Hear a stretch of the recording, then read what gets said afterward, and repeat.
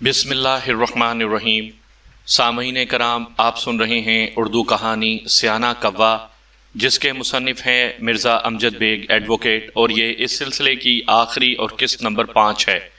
मुझे उम्मीद है आपको मेरी ये काविश पसंद आई होगी। आपने अगर अभी तक मेरा चैनल कहानी घर सब्सक्राइब नहीं किया तो अभी मेरे चैनल को सब्सक्राइब करके बेल नोटिफिकेशन ऑन कर लीजिए, ताकि आने वाली हर नई कहानी की इत्तला बर वक्त आप तक पहुंच सके। आपकी इत्तला के लिए मैं अर्ज़ कर दूं कि इस कहानी की तमाम इकसात बिल तरतीब सुनने के लिए डिस्क्रिप्शन में मुकम्मल प्ले लिस्ट का लिंक मौजूद है। वो कटहरे की चौबी रेलिंग को थाम कर सीधी खड़ी हो गई और मुतवक्के नज़र से मेरे चेहरे का जायज़ा लेने लगी। उस वक्त उसकी आंखों में इत्मीनान की झलक नुमायां नज़र आ रही थी।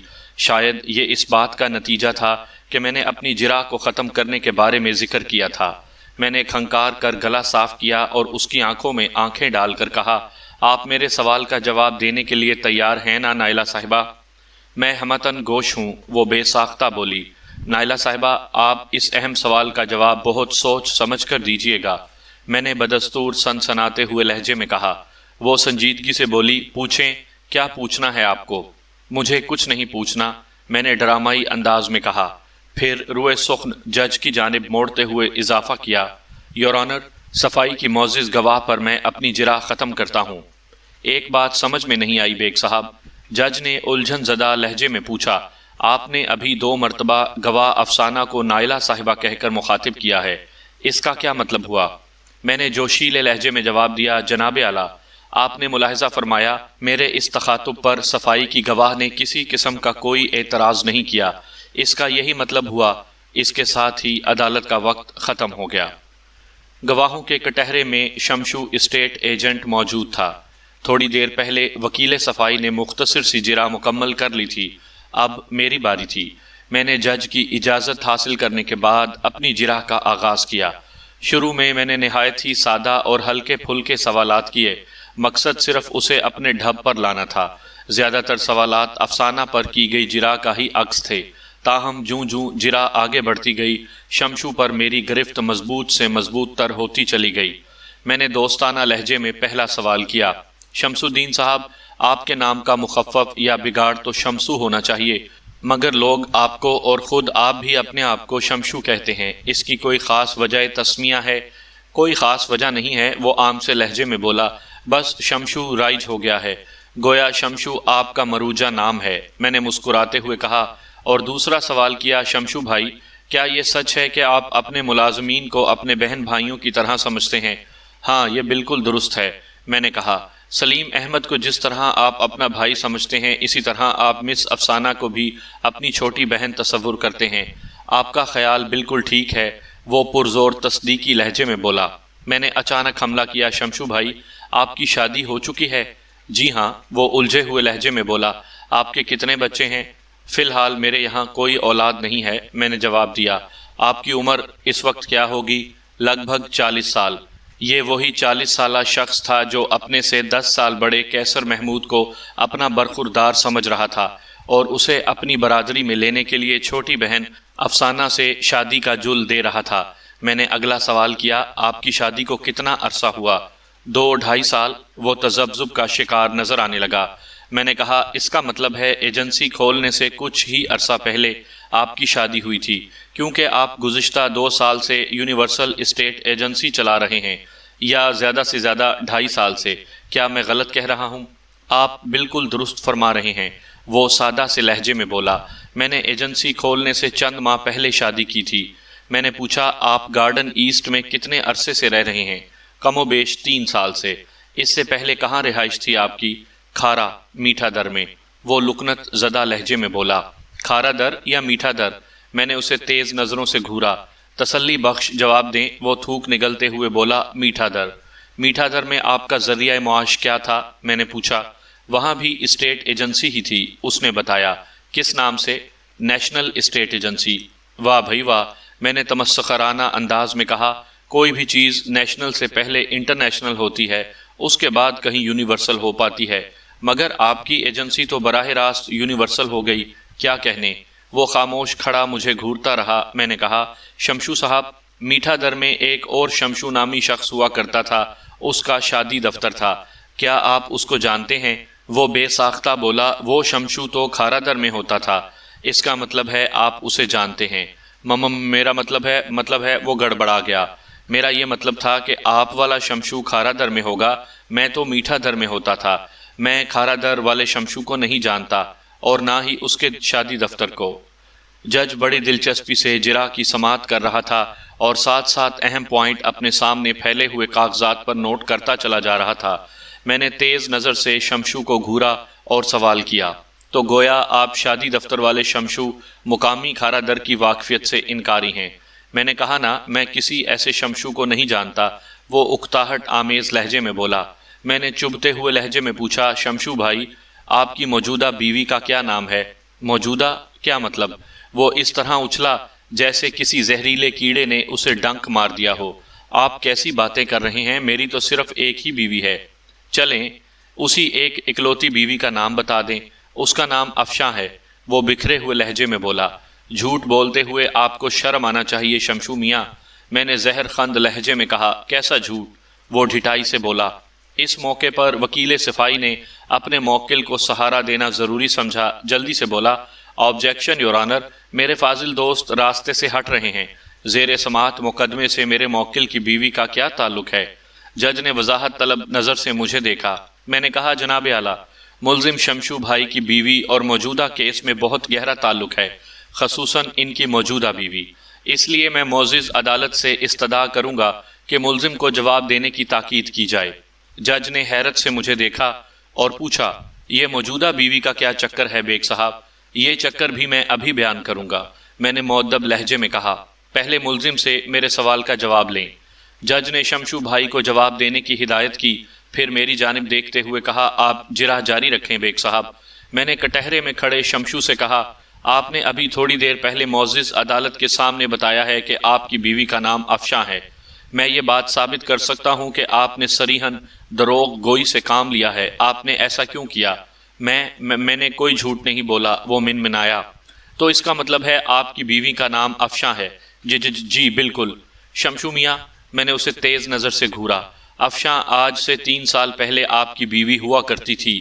آپ نے 3 سال قبل اسے طلاق دے دی تھی۔ ایک گھریلو شریف، آپ کے 2 بچوں کی ماں اور متعلقہ عورت کو بڑی ڈھٹائی سے اپنی بیوی گردانتے ہوئے آپ کو ذرا بھی ندامت محسوس نہیں ہو رہی؟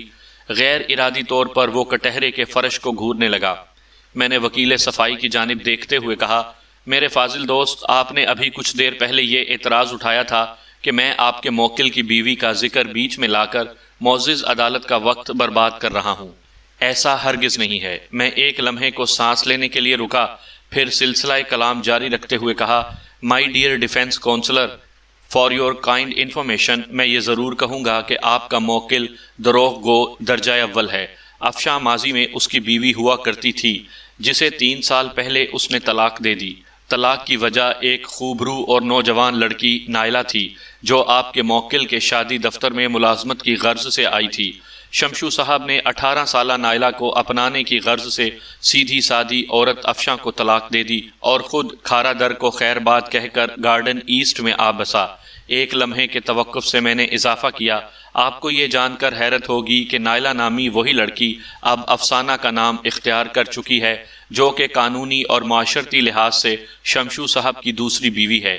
یہ الگ بات ہے کہ دفتر کے لوگ افسانہ کو صرف ایک ملازمہ سمجھتے ہیں، اور میرے موکل کو پھانسنے کے لیے ملزم شمشو بھائی نے افسانہ کو اپنی چھوٹی بہن ظاہر کیا۔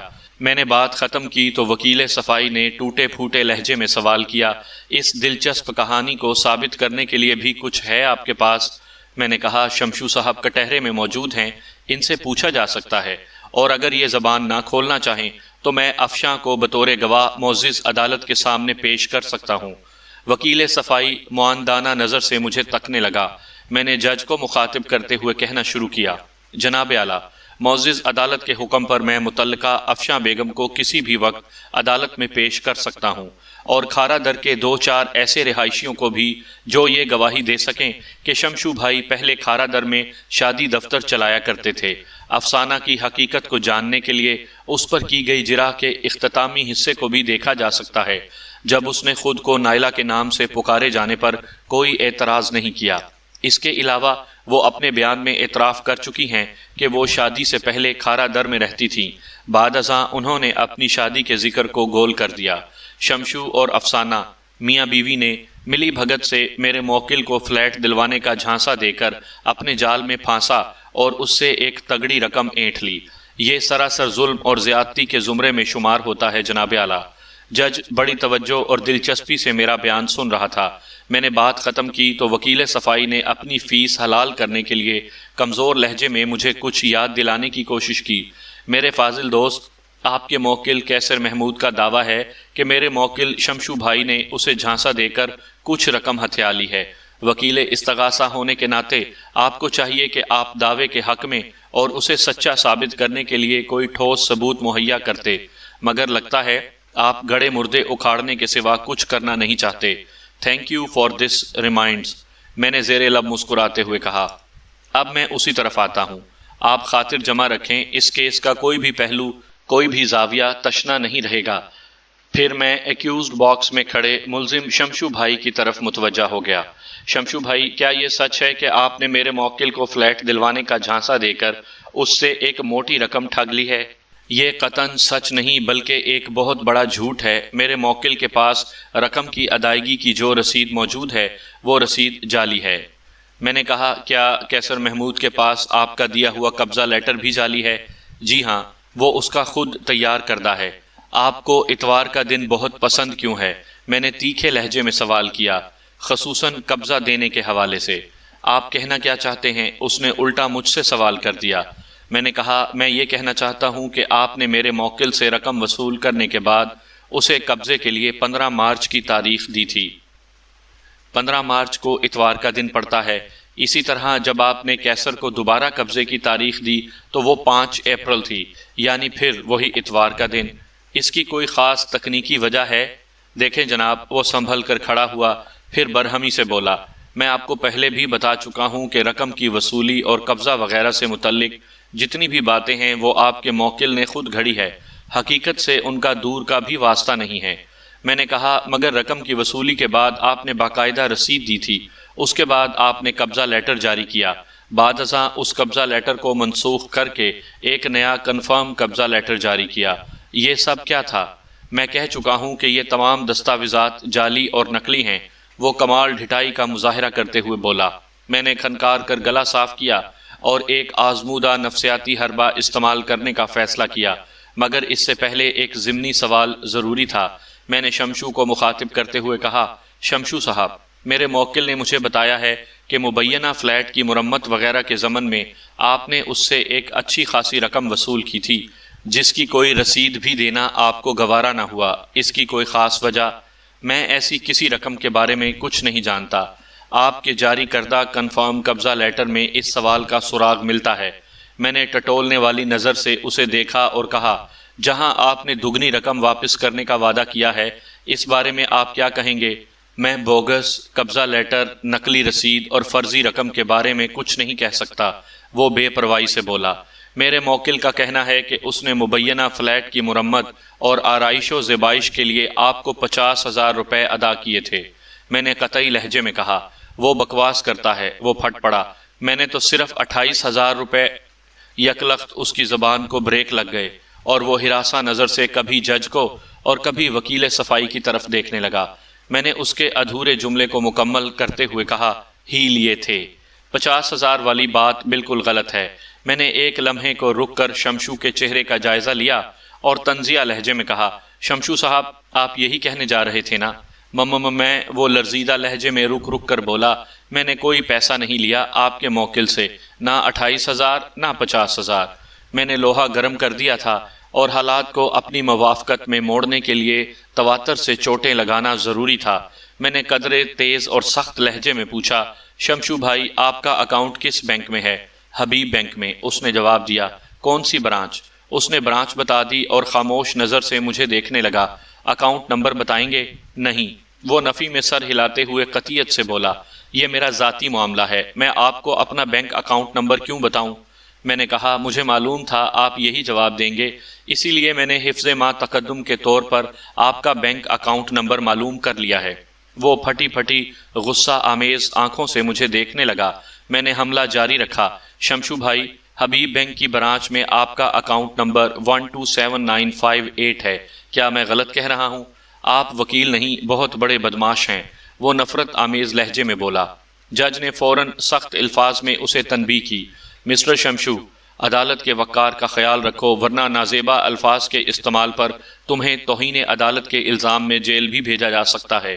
پھر جج نے مجھے مخاطب کیا، بیگ صاحب پلیز پروسیڈ۔ میں نے اپنی توپوں کا رخ شمشو کی جانب موڑ دیا۔ شمشو بھائی، 21 فروری بروز ہفتہ آپ کے اکاؤنٹ نمبر 127958 میں 80,000 روپے کا ایک چیک جمع کروایا گیا۔ مذکورہ کراس چیک کا نمبر 01010047 ہے، جو نیشنل پبلک کی برانچ کے ایک اکاؤنٹ نمبر 53209 کے ہولڈر مسٹر کیسر محمود کا جاری کردہ تھا۔ متذکرہ کراس چیک پر اکاؤنٹ ہولڈر کیسر محمود یعنی میرے موکل کے دستخط بھی موجود تھے۔ آپ اس سلسلے میں معزز عدالت کو کچھ بتانا پسند کریں گے؟ ایک لمحے کو مجھے یوں محسوس ہوا جیسے شمشو کٹہرے میں نہیں بلکہ کسی آہنی پنجرے میں بند ایک خونخوار جانور ہو جو کسی بھی پل مجھ پر جست کر کے مجھے بھنبوڑ ڈالنا چاہتا ہو۔ لیکن اس نے بہت ضبط کا مظاہرہ کیا۔ وہ جب بولا تو اس کا لہجہ خاصا جھلایا ہوا تھا، تاہم اس کی ڈھٹائی قابل دید تھی۔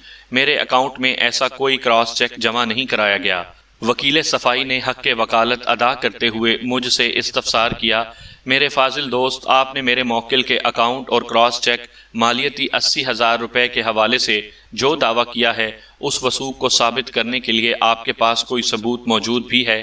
بہت جاندار ثبوت ہے میرے فاضل دوست، میں نے زیر لب مسکراتے ہوئے کہا، پھر اپنی فائلوں کی جانب بڑھ گیا۔ میرے موکل کیسر محمود نے اس معاملے میں صرف ایک ہی عقل مندی کا ثبوت دیا تھا، یعنی 80,000 روپے کی ادائیگی بذریعہ کراس چیک۔ وہی ثبوت اس نے مجھے فراہم بھی کر دیا تھا۔ میں نے اس سے حاصل شدہ معلومات کی روشنی میں اپنے مخصوص ذرائع استعمال کر کے شمشو بھائی کے بینک اکاؤنٹ واقع حبیب بینک لمیٹڈ کا تازہ ترین اسٹیٹمنٹ حاصل کر لیا تھا، اور اس وقت وہی میرے کام آ رہا تھا جو اس مقدمے میں استغاثہ کے لیے ٹرمپ کارڈ کی حیثیت رکھتا تھا۔ میں نے اپنی فائل سے بینک اسٹیٹمنٹ کی 3 کاپیاں نکال کر فاتحانہ نظر سے وکیل صفائی کی طرف دیکھا، پھر ایک کاپی کرسی انصاف پر براجمان محترم شخصیت کی طرف بڑھاتے ہوئے کہا، جناب اعلیٰ، آپ اس ثبوت کا مطالعہ کر سکتے ہیں۔ دوسری کاپی میں نے وکیل صفائی کو دیتے ہوئے کہا، آپ بھی اپنے مطلوبہ ثبوت کا جائزہ لے سکتے ہیں۔ آپ کی تسلی کے لیے میرے خیال میں یہ کاغذ کا صفحہ کافی ثبوت ہوگا۔ اس کے بعد میں کٹہرے میں کھڑے بلکہ چوبی ریلنگ کا سہارا لیے پزمردہ شمشو بھائی کی جانب بڑھا اور تیسری کاپی اسے تھما دی۔ پھر میں نے طنزیہ لہجے میں کہا، شمشو بھائی، اس اسٹیٹمنٹ کو دیکھ کر آپ کے فراڈ کے غبارے کی ساری ہوا ہو جائے گی۔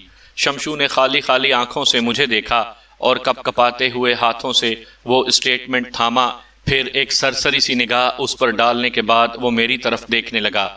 اس وقت اس کے چہرے پر خوف و ہراس کے گہرے بادل چھائے ہوئے تھے۔ اسی دوران میں اس کے ہاتھ میں پکڑا ہوا بینک اسٹیٹمنٹ چھوٹ گیا اور تھوڑی دیر فضا میں ڈولنے کے بعد زمین بوس ہو گیا۔ شمشو نے جھک کر اس موذی کاغذ کو اٹھانے کی کوشش نہیں کی بلکہ آنکھیں بند کر کے کٹہرے کی منڈیر پر سر ٹکا دیا۔ جج نے اس دوران میں اسٹیٹمنٹ کا باریک بینی سے جائزہ لے لیا تھا۔ اس نے وکیل صفائی کو مخاطب کیا، وکیل صاحب، موجودہ صورتحال میں آپ کچھ کہنا چاہیں گے؟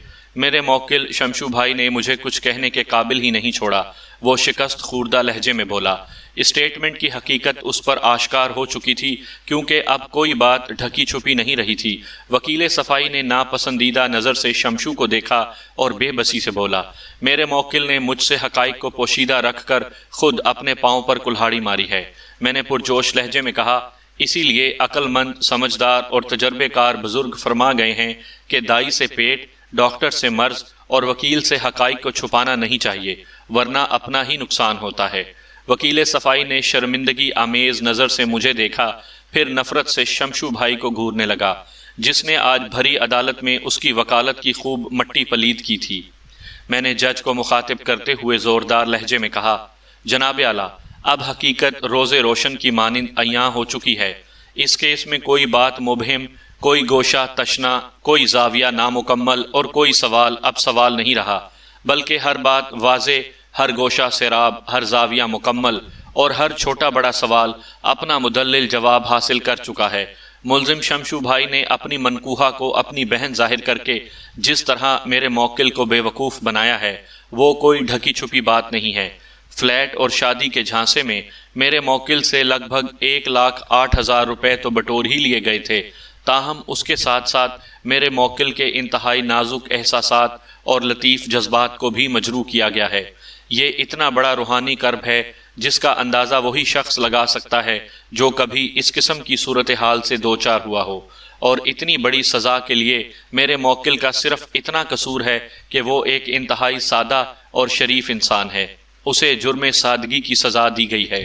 میں نے ایک لمحہ توقف کیا، پھر دھواں دار بیان جاری کرتے ہوئے کہا، یور آنر، کسی انسان کے نازک جذبات اور احساسات سے کھیلنا ایک ناقابل معافی جرم ہے، مگر ظاہر ہے اس کا مداوع بھی کلی طور پر ممکن نہیں۔ تاہم اگر میرے موکل کی ڈوبی ہوئی رقم کو کنارہ مل جائے تو اسے ممکنہ تلافی کی صورت کہا جا سکتا ہے۔ جناب اعلیٰ، ملزم کے بینک اکاؤنٹ کا تازہ ترین اسٹیٹمنٹ معزز عدالت کی خدمت عالیہ میں پیش کیا جا چکا ہے، جس کے مطابق اس وقت ملزم کے اکاؤنٹ میں 6.25 لاکھ روپے موجود ہیں۔ اس لیے کورٹ سے میں درخواست کروں گا کہ وہ میرے موکل کو اس کا جائز حق دلا کر انصاف کے تقاضے پورے کرے۔ That's all, Your Honor۔ اتنا کہہ کر میں اپنی مخصوص سیٹ پر جا کر بیٹھ گیا۔